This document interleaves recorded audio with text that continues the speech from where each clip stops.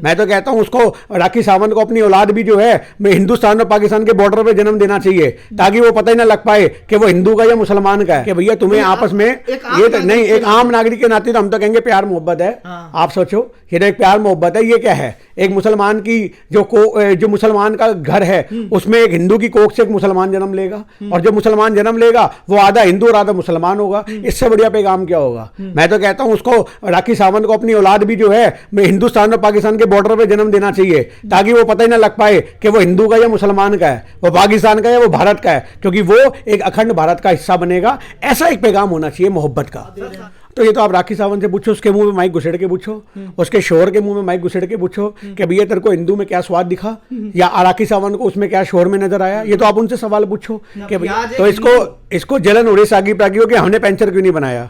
अगर ये भी पेंचर बनाते, इसका खानदानी पेंचर बनाता, तो शायद ये भी लाखों करोड़ रुपए पैदा करके बैठते, इसको नफरत वाले बयान न देने पड़ते। आज पेंचर वालों से इनको सीखना चाहिए।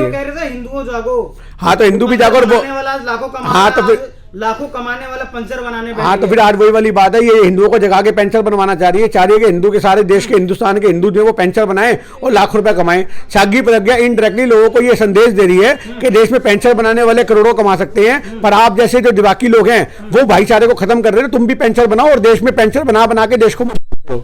आप एक छोटी सी बात समझिए, आज सही मायने में वो भी लोग हैं जो औलाद के लिए कोशिशें करके थक जाते हैं, जो मंदिरों में, गुरुद्वारों में, फकीरों की चौखटों पे जाके माथा मारते हैं कि हमारे घर के अंदर एक औलाद हो जाए। तो औलाद का होना ये एक ऊपर वाले का फैसला है। और सुन लो पहले पूरी बात होने दो। औलाद का होना एक ऊपर वाले का फैसला है, पर आप अपने हालातों को देखो, आप देश के हालातों को देखो। आज देश के हालात ये कहते हैं कि हमें किसी ना किसी तरीके जनसंख्या पर रोक लगानी चाहिए। हम ये नहीं कहते कि औलाद, अब जिसके घर में 2 औलादें नकारा हैं उसको लगता है कि भाई मेरी औलाद किसी काम की नहीं है। आज छोटे कहते हैं ना पूत के पाँव पालने में नजर आते हैं। आज कितने बच्चों को देख के पता लगता है ये घर में सेवा करने वाले नहीं है लोग। तो ऐसे आप जितने मर्जी बच्चों की फौज बना लो, उससे कुछ हासिल नहीं होने वाला।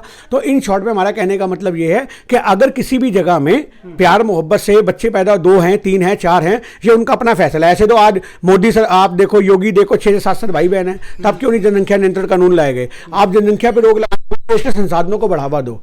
आप देश में भूभाग बहुत बड़ा है, कितने आपको भूभाग खाली नजर आते हैं देश के अंदर, उन भूभागों को बसाओ, बसावट करो देश के अंदर। तो ये भाईचारे को बढ़ाओगे तो देश आगे बढ़ेगा। हाँ तो अच्छी बात है, सिक्किम की सरकार आपको बताएगी कि उन्होंने क्या सोच के करा है। हो सकता है सिक्किम के अंदर पॉपुलेशन की जो जनगणना है वो बहुत कम होती जा रही हो सकता है वहां पर जो आबादी है उसका जो रिसोर्सेज है वो पूरे ना कर पा रहे हो। तो ये तो आपको सिक्किम की सरकार बताएगी। और ये शायद हो सकता है कि मोदी सरकार को एक इनडायरेक्टली एक चपेट का संदेश है कि आप जनसंख्या के जो कानून उल्ट पटांग ला रहे हो, हम उसको बढ़ावा दे रहे हैं। ये तो उनसे पूछो कि वो क्या चाहते हैं, इसके पीछे उनकी मंशा क्या है। पर हमारी अपनी मंशा ये है कि भाईचारा बढ़ाने के लिए देश में जनसंख्या को भी रोकना बहुत जरूरी है। ये हिंदू या मुसलमानों सबको अप्लाई करना चाहिए।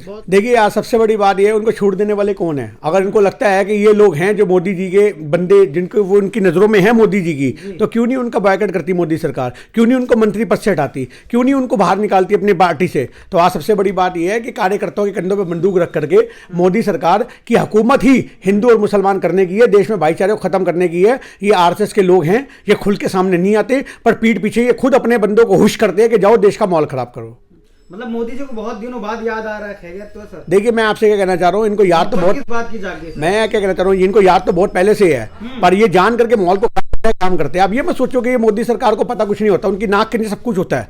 आप ये कैसे मान सकते हो, जिस देश के अंदर मुसलमानों को टारगेट किया जाता है, जिस देश के अंदर हिंदुओं को टारगेट किया जाता है, जिस देश के अंदर आपस में एक दूसरे के सामने हिंदू मुसलमानों को खड़ा किया जाता है, जब हमारे कानों में वो खबरें पड़ती है एक आम आदमी की, तो क्या सरकारों के कानों में फर्क नहीं पड़ता? सब कुछ पता लगता है। सिर्फ ये है कि उसको आगे बढ़ाया नहीं जाता, जान करके ये माहौल पैदा किया जाता है। देखिए आज सबसे बड़ी बात है, सुप्रीम कोर्ट बहुत लेट जाग रहा है। आज देश के भांडे बेचने के बाद सुप्रीम कोर्ट को याद आ रहा है कि साला देश में नफरत वाले चैनलों को काम किया जाए। आज से पहले क्या अनीश देवगन इनको दिखता नहीं था, क्या इनको अमन चोपड़ा दिखता नहीं था, क्या अंजना कश्यप इनको दिखती नहीं थी? आज देश के अंदर भाईचारे को खत्म करने में क्या इनकी कोई भूमिका नहीं है? आप इनके सारा इंटरव्यू सुन लो, आप इनके सिर्फ और सिर्फ जो ये जो एंकर बन करके रिपोर्टिंग करते हैं, आप इनकी रिपोर्टिंग सुन लो। आप इनकी रिपोर्टिंग सुनने के बाद अगर एक सच्चे आदमी हो तो आपका मन करेगा कि पत्थर लूं, टीवी तोड़ दूं।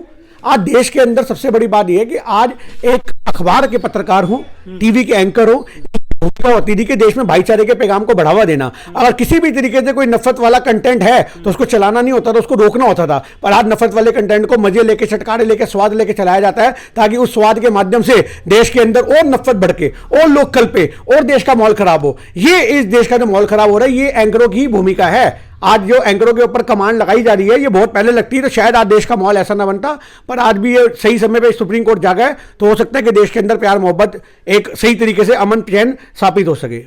हाँ, तो बिल्कुल सही बात है, क्यों नहीं छोड़ेंगे। जिस देश में नफरतें विद्यमान हो जाएंगी वहाँ एक शरीफ आदमी कैसे रहेगा, जिसको पता है कि भैया मेरे बच्चों का भविष्य खतरे में है। अगर आज मान लो फॉर एग्जांपल के तौर पे एक मुसलमानी कॉलोनी है और वहाँ पे 10 हिंदू के घर हैं, या हिंदुओं की गली के अंदर 10 मुसलमानों के घर हैं, तो वो एक दूसरे को सुरक्षित महसूस नहीं कर रहे। उनको लगता है कि भैया कहीं से भी कोई दंगे का माहौल बन गया तो हम लोग निपट जाएंगे। भले उस क्षेत्र के अंदर रहने वाले लोगों में भाईचारा प्यार मोहब्बत है, पर बाहर से आकर के माहौल खराब करने वाले भी बहुत से देखने को मिलते हैं, तो उस चीज का विरोध है। चैनल को लाइक शेयर एंड सब्सक्राइब करें और बेल आइकन दबाना ना भूलें।